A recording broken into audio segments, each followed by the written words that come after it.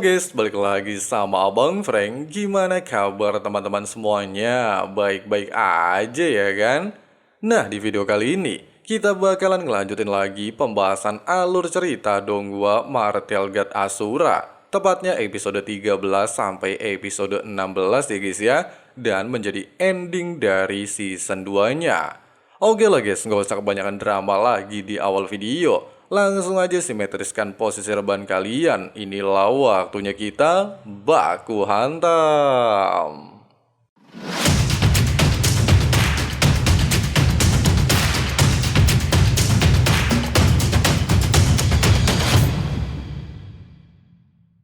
Singkat cerita, ketika Chu Feng mengajak Ziling berkeliling menikmati festival musim semi di kota Qingzhou, serta ingin melepaskan perasaan di hati satu sama lain, mereka tiba-tiba saja dihampiri oleh keluarga Zi. Bahkan mendengar ada dua orang suami istri bernama Ziqing dan Xin Sui memanggil Ziling sebagai putri, hal itu jelas menimbulkan kebingungan luar biasa di hati Ziling. Pasalnya menurut sang kakek, seluruh keluarganya telah dibantai habis di masa lalu. Di saat Zi Xuanyuan mengatakan semua cerita yang pernah dia katakan adalah kebohongan, kepala keluarga Zi terlihat menunjukkan diri. Dia bahkan terlihat sangat kesal dengan segala tindakan Zi Xuanyuan selama ini. Tidak lagi menutupi apapun, Zi Xuanyuan lantas menceritakan sebuah kebenaran, di mana ketika Ziling lahir, kekuatan tubuh karunia langit menimbulkan fenomena yang mengguncang seluruh wilayah Lautan Timur. Bahkan keluarga Zi langsung mendapatkan panggilan dari Kepulauan Zuxian, sehingga membuat kedua orang tuanya terlihat bersemangat. Ziling bisa membawa kejayaan bagi keluarga Zi. Namun bagi Zi Xuanyuan, memiliki tubuh fisik karunia langit belum tentu merupakan hal baik. Pasalnya banyak pihak yang menginginkan kekuatan tersebut. Bahkan dia hanya berharap cucunya bisa tumbuh dengan selamat. Di waktu yang sama, Ketua Zi memasuki ruangan dan memberikan kabar mengejutkan, di mana Ziling telah dijodohkan dengan tuan muda Kepulauan Zuxian, sehingga namanya bukanlah Ziling, melainkan Ziyu. Tidak sampai di sini, Ketua Zi juga memberikan pil penenang langit yang diberikan oleh Kepulauan Zuxian kepada Ziling, di mana katanya pil tersebut mampu meningkatkan kekuatan kultivasi tubuh karunia langit, serta akan mengambil Ziling setelah usianya 20 tahun dan akan merubah nasib keluarga Zi. Namun nyatanya, setelah Zi Xuanyuan mencari informasi, pil yang diberikan kepada Ziling bukanlah peningkatan kultivasi, melainkan pil terlarang pengendali langit. Selain mampu membatasi kekuatan, pil tersebut akan menyerap seluruh kekuatan saat berusia 20 tahun dan mengalihkan kepada orang lain. Meskipun perkataan Zi Xuanyuan merupakan kebenaran, namun kedua orang tua Ziling dan Ketua Zi tidaklah mempercayainya. Mereka bahkan beranggapan, untuk apa Kepulauan Zuxian repot-repot menggunakan pil jika ingin mendapatkan kekuatan tubuh fisik karunia langit? Pasalnya mereka bisa langsung memusnahkan seluruh keluarga Zi dan tiba-tiba... Meskipun di momen ini Chu Feng mencoba melakukan pembelaan dan mengatakan Ketua Zi tidak layak menjadi kepala keluarga karena tidak mampu membedakan mana yang benar dan salah, namun hal itu justru menimbulkan murka Ketua Zi. Bahkan hanya dengan aura tekanan di ranah penguasa bela diri, hal itu membuat Chu Feng tidaklah mampu berbuat apapun. Melihat keadaan Chu Feng, seketika membuat Ziling teringat dengan semua pengorbanan yang telah dilakukan Chu Feng untuk selalu melindunginya. Sehingga dengan berat hati, dia pada akhirnya setuju untuk ikut bersama keluarganya, serta memohon untuk melepaskan calon suaminya.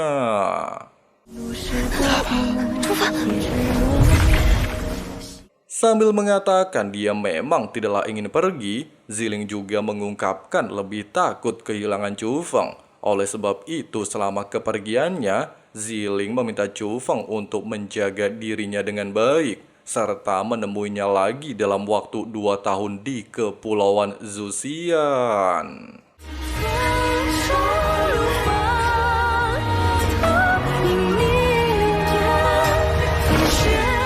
Pasca kepergian Ziling dan mengetahui Chu Feng sangat berambisi untuk menyelamatkan calon bininya dan memintanya untuk meningkatkan kekuatan kerana alam Tianwu. Dengan begitu dia barulah bisa menjelajahi wilayah timur laut. Bahkan jika tidak mampu menerobos ranah penguasa bela diri, maka hanyalah mimpi untuk menyelamatkan Ziling.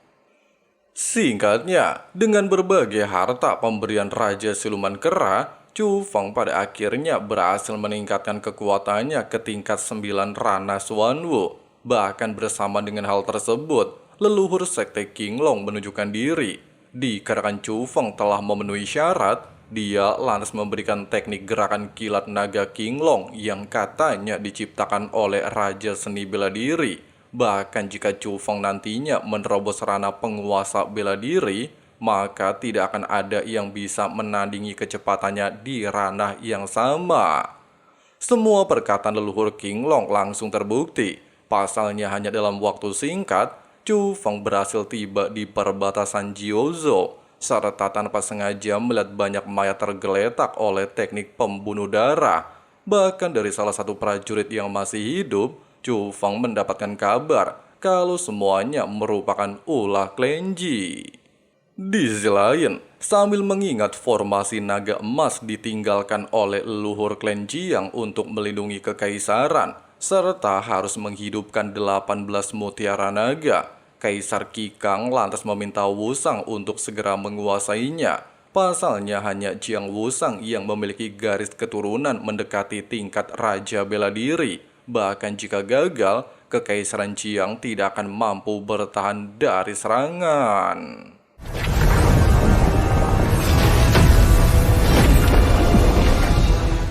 Bersamaan dengan hal tersebut, pasukan Kekaisaran Ji terlihat sudah tiba di hadapan istana Kerajaan Jiang, serta melakukan serangan secara tiba-tiba. Meskipun Jiang Hengyuan dan beberapa petinggi telah menggunakan formasi untuk menciptakan barrier pelindung, namun di bawah kekuatan Jie serta menggunakan panah spiritual, formasi tersebut tidaklah bisa bertahan lama dan mampu dengan mudah dihancurkan.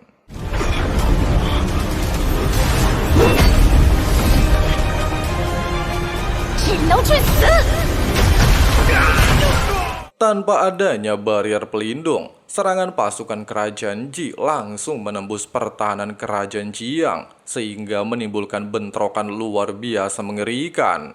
Tidak sampai di sini, setelah mendapatkan laporan dari Gui Lian formasi naga emas sedang diaktifkan, Jie lantas memerintahkan 2 ularnya untuk segera melakukan serangan sebelum formasi sempat terbentuk. Sementara 3 jenderal kerajaan Ji yang berada di ranah alam Tianwu Tan 4 juga bergegas ke 3 arah berbeda, sehingga membuat situasi kerajaan Ji yang benar-benar tidak menguntungkan.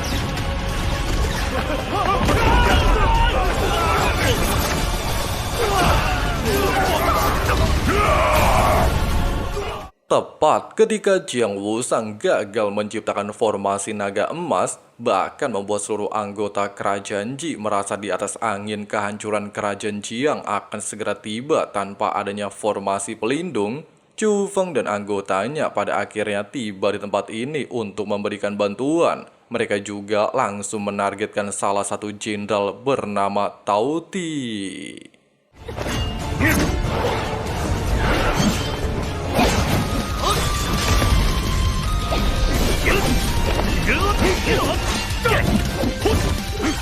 Menyadari Tao Ti memiliki teknik sihir ruang, Chu Feng lantas meminta kedua rekannya menyerahkan musuh kepadanya, serta berniat mengandalkan kecepatannya untuk menghindari teknik ruang, serta memaksa Tao Ti melakukan baku hantam jarak dekat. Dan benar saja, dengan mengandalkan kecepatan luar biasa, serta memberikan serangan tanpa jeda menggunakan kampak hantu Asura, Chu Feng berhasil mendesak Jenderal Tao Ti. bahkan tanpa basa-basi langsung menghabisi nyawa sang jenderal. Belum sempat merayakan keberhasilan, Jie terlihat emosi salah satu jenderalnya dihabisi, bahkan tanpa ragu melepaskan panas spiritual untuk membunuh Chu Feng. Namun untungnya belum sempat serangannya mencapai target, Raja Siluman Kera menunjukkan diri untuk memblokirnya. Tidak hanya membantu Chu Feng, Raja Siluman Kera juga menggunakan formasi teleportasi untuk memanggil seluruh Raja Siluman, serta membantu pasukan kerajaan Jiang mempertahankan wilayah Jiuzhou.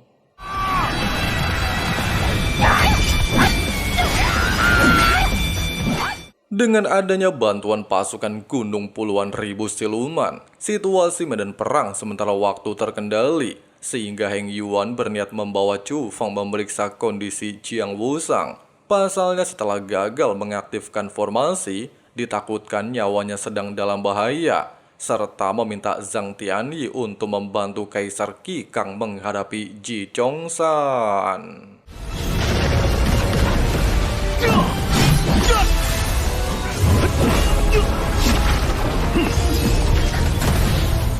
Sementara itu, di saat Jiang Wusang masih saja tidak mau menyerah, serta mengaktifkan formasi adalah jalan satu-satunya untuk menyelamatkan kerajaan Jiang, Chu Feng tiba-tiba saja mengajukan diri untuk mengaktifkan formasi.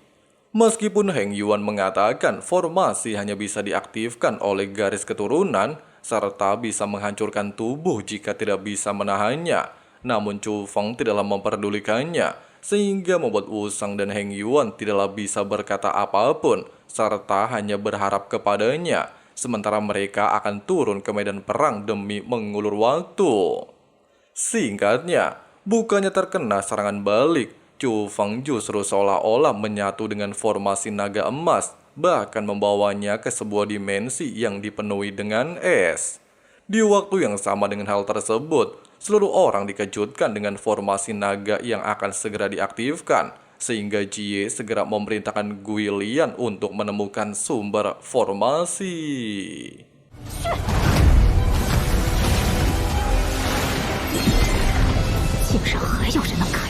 Di dalam dunia ilusi, Chu Feng justru bertemu dengan seekor naga putih. Bahkan merasa tertarik, Chu Feng bukan keturunan klan Jiang, tapi mampu mengaktifkan 10 mutiara naga. Sosok naga tiba-tiba saja berubah wujud menyerupai Chu Feng dan langsung menyerangnya. Yang lebih mengejutkannya lagi, sosok tersebut menguasai seluruh kemampuan Chu Feng, serta memiliki kekuatan di atasnya, sehingga membuat Chu Feng benar-benar kewalahan menghadapi setiap gempuran yang dilepaskan.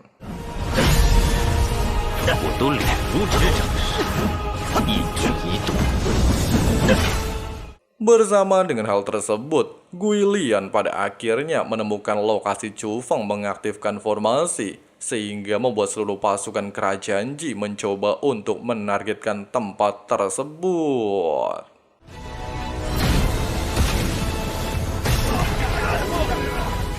Meskipun Jiang Wusang dan Zhang Tianyi pada akhirnya berhasil menghabisi 2 monster ular, serta langsung mencoba untuk menghadapi Ji Chongshan menuju lokasi Chu Feng berada, namun sayangnya 2 jenderal yang tersisa pada akhirnya berhasil tiba di istana bawah tanah, sehingga mengharuskan Dan berjuang seorang diri untuk melindungi King Chu Feng. Sementara itu, menyadari setiap tekniknya sudah disalin dan tidak mungkin menang hanya mengandalkan teknik biasa, Chu Feng lantas memikirkan cara melakukan terobosan. Namun sayangnya, belum sempat dia menemukan cara, Chu Feng justru terlebih dahulu terjebak oleh kemampuan pedang spiritual.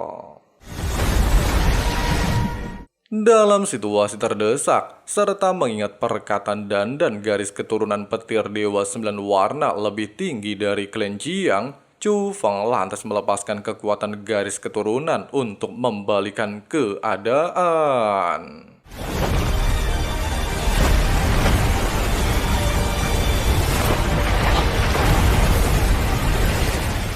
Merasa terkejut, bocah di hadapannya ternyata memiliki garis keturunan misterius yang lebih tinggi dari tingkat maharaja dalam legenda. Seketika membuat naga putih bertekuk lutut dan menjelaskan dia adalah naga putih penjaga formasi. Selain bisa meniru semua kemampuan orang yang masuk ke dalam formasi, dia juga hanya bisa dikalahkan dengan garis keturunan. Oleh sebab itu, dia kali ini bersedia tunduk kepada Chu Feng. Di saat Chu Feng merasa penasaran tentang garis keturunan misterius yang sebelumnya disebutkan, naga putih sendiri tidaklah mengetahuinya. Pasalnya hal tersebut hanya ada dalam sebuah legenda, sedangkan orang-orang dari Jiuzhou tidak layak untuk mengetahuinya. Mendengarkan hal tersebut, Chu Feng lantas beranggapan jika dia ingin mengetahui latar belakangnya, maka dia harus pergi keluar dari wilayah Jiuzhou untuk mencarinya. Kemudian meminta naga putih untuk memberikan kekuatannya sebagai tanda tunduk kepadanya. Tanpa basa-basi dengan dukungan naga putih, Chu Feng sementara waktu mendapatkan peningkatan kekuatan ke tingkat penguasa bela diri, serta mampu mengaktifkan formasi naga emas kerajaan Jiang.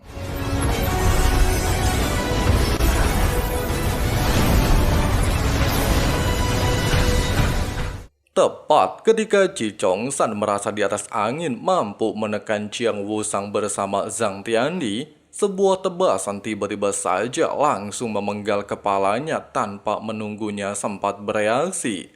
Bahkan kejadian tersebut langsung memancing kemarahan Jie yang melihat putranya koit secara mengenaskan. Tapi sayangnya, Chu Feng tidaklah berhenti. Dia segera menghadang Jie dan mengaktifkan formasi naga emas ke seluruh wilayah Jiang.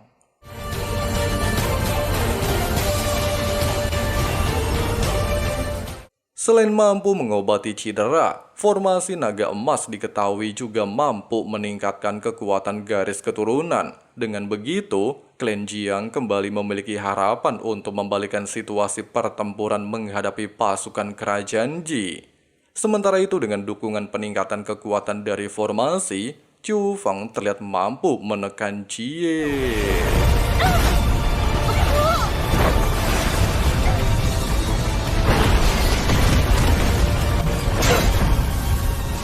Dalam situasi terdesak, Jie tiba-tiba saja menggunakan formasi iblis darah. Selain mampu menyerap beberapa esensi darah di sekitarnya, teknik tersebut juga mampu meningkatkan kekuatannya, sehingga mengharuskan para master spiritual menggunakan kekuatan untuk melindungi beberapa anggota dari penyerapan esensi darah.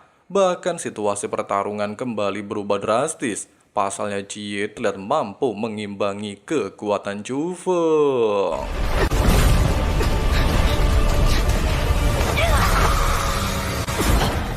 Menyadari musuhnya mahir dalam teknik spiritual, Chu Feng lantas memutuskan mengulur waktu menguras kekuatan musuhnya. Kemudian mencari celah melakukan serangan jarak dekat dengan kekuatan naga putih untuk membunuhnya dalam satu kali serangan.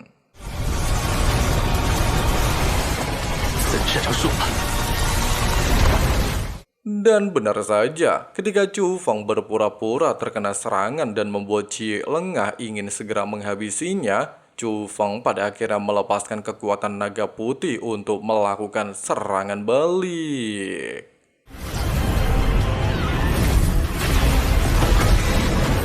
Bukannya menyerah, Jie justru masih berambisi untuk menghancurkan seluruh wilayah Jiuzhou serta memanggil Pak Tua Gila dari dimensi ruang.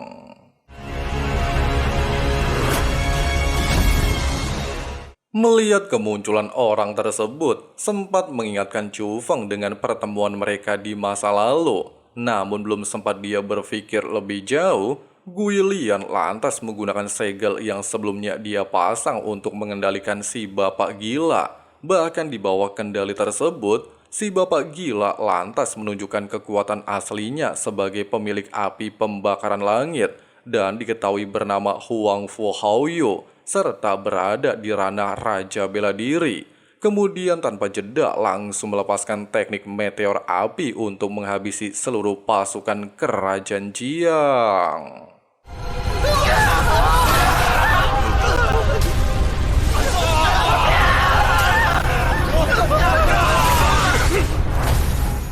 Di momen genting, Chu Feng lantas secara nekat mencoba memblokir serangan.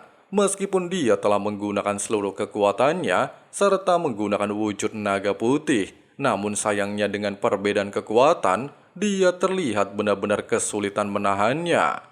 Hanya saja, ketika situasi hampir tidak terkendali, Chu Feng lantas teringat kejadian di masa lalu, di mana Huang Fu Haoyu sempat ketakutan ketika mendengar namanya, sehingga membuat Chu Feng beranggapan apakah Huang Fu takut dengan dirinya. Dan benar saja, ketika Chu Feng sudah tidak lagi mampu bertahan, serta Huang Fu berniat untuk menghabisinya, Chu Feng lantas meneriakkan namanya. Bahkan hal itu seketika membuat Huang Fu menarik serangan dan terlihat sangat ketakutan. Meskipun di momen ini, Guilian mencoba kembali mengendalikan segel, namun sayangnya di bawah rasa ketakutan luar biasa mengetahui orang yang saat ini di hadapannya adalah Chu Feng, putra dari petir Dewa 9 Warna. Segel tersebut tidak lagi berguna di tubuh Huang Fu. Pasalnya dia seolah-olah melihat sosok orang yang selama ini paling dia takuti.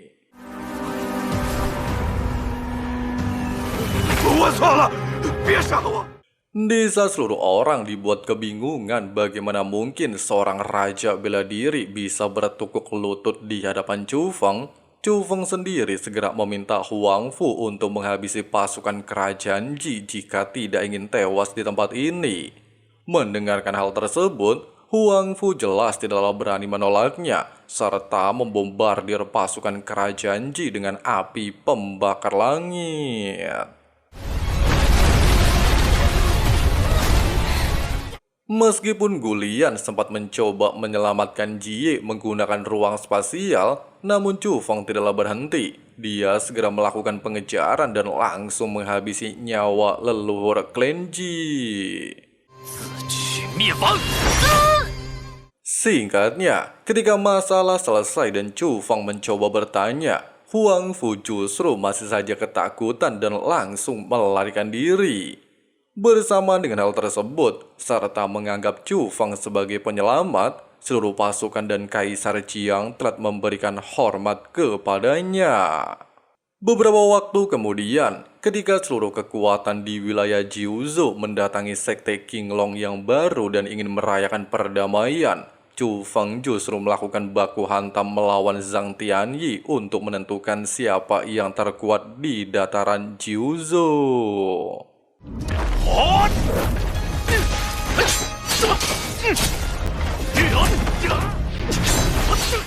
Dengan pertarungan sengit serta berjalan cukup seimbang, adu mekanik pada akhirnya dimenangkan oleh Chu Feng, sehingga membuat status orang terkuat Jiuzhou berpindah kepadanya.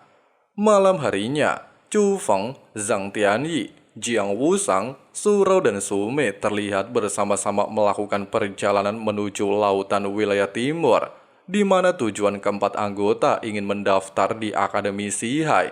Terlebih lagi berkat bantuan Chu Feng dan Raja Siluman Kera, kultivasi Surao dan Sume telah menerobos ranah Tianwu tahap 2. Sedangkan Chu Feng jelas ingin pergi ke Kepulauan Zuxian demi menyelamatkan Ziling. Menyadari Kepulauan Zuxian penuh dengan bahaya dan telah mendominasi lautan wilayah timur, keempat orang lantas berjanji siap membantu Chu Feng jika suatu hari nanti membutuhkan bantuan. Singkatnya, sambil memikirkan siapa kedua orang tuanya, Chu Feng lantas berambisi untuk menjadi lebih kuat, sehingga bisa segera menemukan informasi tentang latar belakangnya. Kemudian kita dibawa ke masa lalu Huang Fu Haoyu, di mana ketika dia memasuki jalan ilahi dan terkepung oleh banyak monster, Huang Fu tanpa sengaja dihampiri oleh gerbang wilayah terlarang langit Klenco, serta memperlihatkan sosok luar biasa kuat yang memiliki petir Dewa 9 Warna di tubuhnya. Bahkan dikarenakan Huang Fu tidak ingin mati, sosok misterius tersebut lantas memintanya menemukan keluarga Margajo untuk merawat seorang bayi, serta diberi nama Chu Feng. Dan itulah awal mula kenapa Huang Fu sangat takut dengan nama Chu Feng. Nah guys, sepertilah pembahasan ending alur cerita Donghua Martial God Asura season 2-nya. Sedangkan untuk season 3 tunggu jadwal rilisnya ya guys ya. Dan makasih banyak banget buat teman-teman yang udah nonton videonya sampai habis. Di sini Abang Frank si ketua sekte pamit undur diri dulu. See you and bye.